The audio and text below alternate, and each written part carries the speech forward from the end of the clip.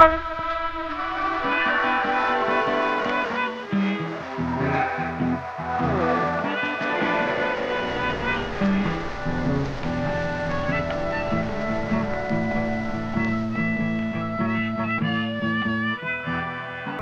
beautiful home state of Iowa. When most people think about Iowa, well, it's cornfields, maybe even the state fair, or Caitlin Clark. But most people don't want to talk about the dark history and past of the state of Iowa, and that's what we're going to get into today. In the northeast corner of Iowa is Lynn County, where Matsell Bridge is located. Matsell Bridge has a lot of deep, rich history. Now being a natural area, used to be home of the Matsell family and the Matsell Mansion. The mansion of George Washington Matsell overlooked the Wapsie River for more than a century. Matsell, a large, amiable man, had served as New York's first police chief for dozens of years, organizing the first uniformed police department in the United States in the 1840s. What is known is that Matsell purchased large tracts of property on both sides of the Wassipicon and built an English-style estate. The land had been owned by Fred and Kinley and Dr. Henry and spanned Buffalo and Maine townships in the Lynn County area. Stories circulated about why Chief Matsell came to Iowa in 1856. And one, Matsell was influenced by Native Americans who stopped in New York on their way to Washington. The Matsells were the first to raise fine stock in Iowa, fencing off parts of their land for horses, cattle, and hogs. The farm itself was worked by tenants who paid rent to the Matsells. The community of family and tenants was often referred to as Matstellian. Many families were often entertained at the castle's farm, including Gus's friend, Theodore Roosevelt. The Matsells kept a wine cellar of imported wines and 50-gallon barrels of bourbon in their basement. The family hosted a yearly summer picnic in the 1880s. People from Cedar Rapids, Marion, Anamosa, and the surrounding countryside arrived by train, carriages, and wagons for days of fun and games, entertainment, and food. In the 1940s, ads began to appear in the local papers offering the Matsell farm for sale. When Gus died in 1929, the Matsell family name ended. None of the siblings married or had children. But in 1946, Fred of Cedar Rapids bought the farm, planning to restore it. The widow of Fred sold the land to Lynn County Conservation Board for $100 an acre. In 1967, it became the Matsell Bridge Natural Area. All the original buildings which had fallen into despair were demolished. Only the ice house and the stone pillars at the entrance of the gate remain today.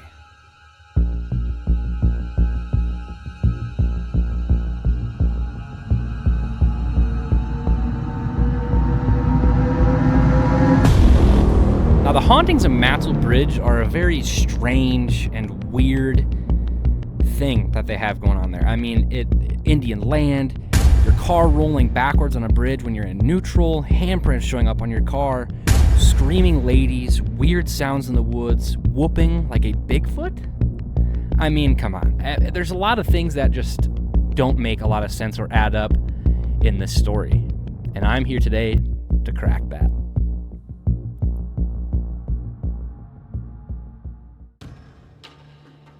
So in episode 1, we will be talking about stories that I've heard, things that I've actually seen. I live 40 minutes away from this place, and I've camped there with my girlfriend before. And we're just going to kind of get a little bit of the background and the story of everything, some of the things that have happened that I've heard, that other people have heard, and just kind of put some pieces together, try and figure something out that makes more sense. As in part 2, we will be going and investigating. Like I said, I live 40 minutes away, so we will be recording, actually showing the place day and night, kind of, seeing if we hear anything, see anything, see people, talk to them, maybe interview some people. We'll have to see. But I will be doing a full-blown investigation of the site. Now, like I said, let's get into some stories. When I went personally, there was a lot of strange things that happened. Nothing that was too... I didn't see any ghosts or, anything like that, but we went during the day, got our little camping spot. It's tent camping down there right along the river, right off the bridge. And you go over the bridge, and if you take a right, there's a shooting range, all sorts of cool stuff, horse trails like that. So when we went to go down to the tent camping, it was, it seems a little off. You're in a big, big valley with a river, so it's beautiful, but it just kind of gives a weird vibe, and sometimes things just, you get that feeling, right? And it just doesn't, I don't know. It didn't feel normal per se. So we get everything set up. I have my truck with my tent that goes in the back of the bed, actually, and we have everything set up. We make dinner, we do a little fishing, don't catch anything, whatever, normal. So then it gets dark out, and we decide, let's just get ready for bed. It's super, super hot out. It's like 100 degrees, miserable. So we get in the tent, and as we get in the tent and go to lay down, I'm sitting there, and I feel super uneasy, and I don't know, my stomach starts to churn, and I'm like, maybe it's just too hot out. I didn't eat enough. I don't feel good. And so we start hearing noises, and I'm like, you know what? Owls, birds, all that kind of thing. It's just animals wrestling around in the middle of the woods. I've been camping a million times before. I've heard these things. And so I'm like, whatever. I brush it off. And as I continue to lay there, I can't sleep. Mind you, me and my girlfriend have actually gotten a fight just before we had tried to go to sleep. And that sort of was weird because we don't fight very often. And it was messy, and it really was no reason to fight. So that was kind of sign number one, that something wasn't right. And as I'm laying there trying to sleep, all of a sudden we start hearing what sounds like dogs. And I know, whatever, typical. There's some houses around the area, dogs, whatever. But they didn't sound like normal dogs. They didn't sound like coyotes. Like I said, I've been camping. I've heard all the noises. I mean, I've hunted coyote. I've seen it just didn't seem right. It almost sounded like a gurgly, bloody murder, just crying for help of a bark, and it just, something didn't seem right. And then it kind of turned into more of a coyote sound, more of like a bunch of coyotes around us. Like I said, we're in a valley, so we'd be surprised if there's some up on the hill, that kind of thing. And it just wasn't normal. And so I'm like, okay, whatever. I get out, look at my flashlight, don't see nothing. And then I try to go back to bed again. Everything goes silent, completely silent. And if you guys don't know what that means when you're out in the woods, it usually means that there's a predatory animal around, like, where you live in Iowa. So there could be mountain lions, there could be a bobcat, there could be, coyote, anything, essentially. So again, I'm not too worried about it. But then we hear this, almost sounds like a whooping, like a monkey, like a howl, like a whoop whoop, it just very strange noise. And I don't know, again, I was just like, oh, whatever, it's an owl. But it didn't sound like anything I'd heard before. And you could hear it echoing through the valley. So it was almost like whatever it was up on top of the cliff side that we were camping from. Because they were, like I said, that we had the rivers here, the truck's right here, right? We're parked right on the edge of the river on a campsite. And then you go about 100 yards that way, and then it goes straight up a cliff into trees. You can't see anything. It's pitch black out. So I'm just like, okay, that's weird, suspicious. Not, nothing I'm going to sit here and cry about, but it just wasn't normal.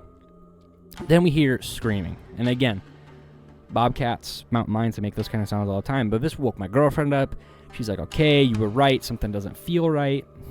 And you could just feel this heavy presence. And again, I'm not a firm believer in ghosts or anything crazy like that. That's not really my thing. I love talking about it and learning about it, but it's not really, I don't 100% believe in ghosts and spirits and things like that. So I'm like, yeah, I know, but I could feel something this time. It was just something wasn't right. So we start packing up, getting ready, and as like I said, we were super uncomfortable, so we started to leave. So we got in our truck, packed everything up, turned the headlights on, did a little scan of the area, and as we turn around on our post, there's a little piece of paper that you write your number of your, who you are, your campsite, if you're going to be there for a night or longer or whatever.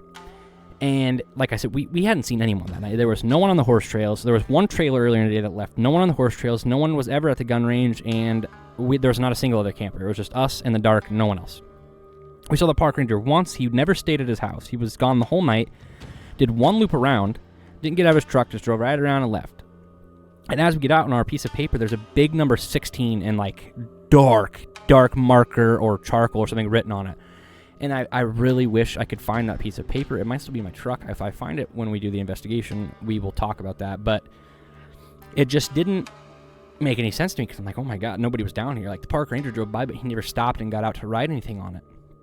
Well, then we start hearing what sounds like walking in the river. Now, again, there might be somebody out there fishing or something. We drove around, nothing. And I'm talking like aggressive walking in the river. So at this point, I'm like, you know what? To hell with this, I'm going home. I don't want to be a part of this. I'm not a firm believer, but I have my doubts. And so we packed up, we leave. End of story. And I've told that to many people, weird things were going on, things weren't feeling right. And that brought up a couple other friends. And what I failed to realize was this was the bridge where if you take your car up on it and you throw your car in neutral, you will roll forwards or backwards. And I'm talking, this bridge is pretty level. I mean, it's flat. And apparently, if there's gravel dust on your car, you will see handprints from where you were getting pushed. Now, again, I don't necessarily believe that, but we'll be checking that on episode number 2 in the investigation. Things just didn't, I don't know.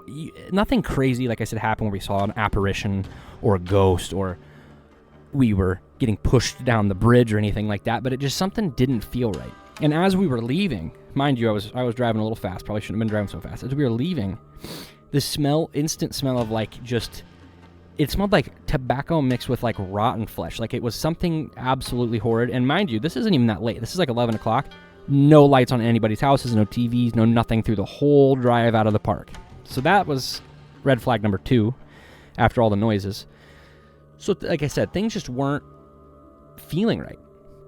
Got home, again, I only talked about it a couple times with friends, and like I said, I had a couple of friends mention that the bridge thing. So I'm like, oh my God, is that the bridge that I've heard? I've heard since I was a kid, people talking about it, and it is. And there's been some investigations there. People have, ghost hunters have gone there and done some investigations, and a lot of people thinks it's haunted by natives or, the Matsells that lived there previously, or because they had generation upon generation upon generation of just family. And mind you, these people allegedly were told by natives to come move down here because it's beautiful.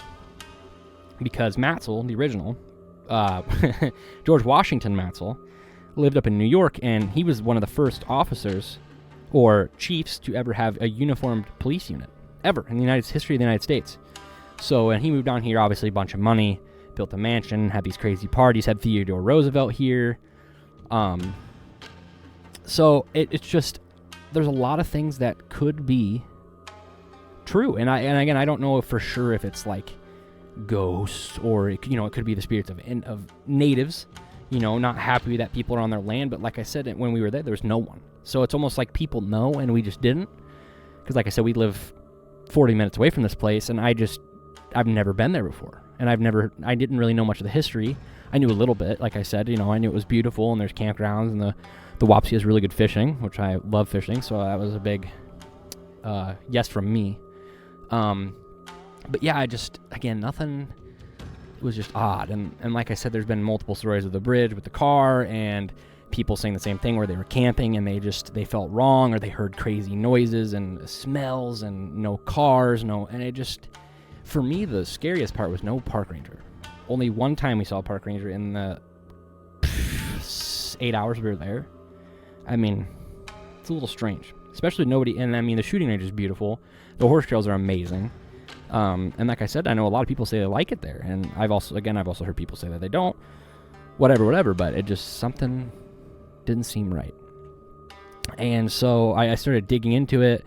Learned about the mansion, which I kind of had some knowledge of, and I figured out there are other buildings that had collapsed, and at the front, the stone pillars were part of Matsell's area, and so now I'm just very intrigued to go back and kind of experience it for myself instead of just like camping and not knowing, because like I said, we just camped there. I had some knowledge, but nothing to this extent where I knew about the natives, the people who lived there, how long they had lived there for, essentially, almost half of as long as the America's been around.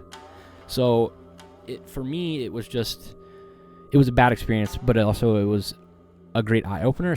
So it'll be really good for the investigation. Like I said, part 2 of this video, we would be doing the investigation, going there, interviewing people, if possible, trying to capture the noises, the weird happenings, the things, learning more about the area, and just overall trying to figure things out about this spot, because like I said, for years it's been a legend, and I want to get down to the bottom of it.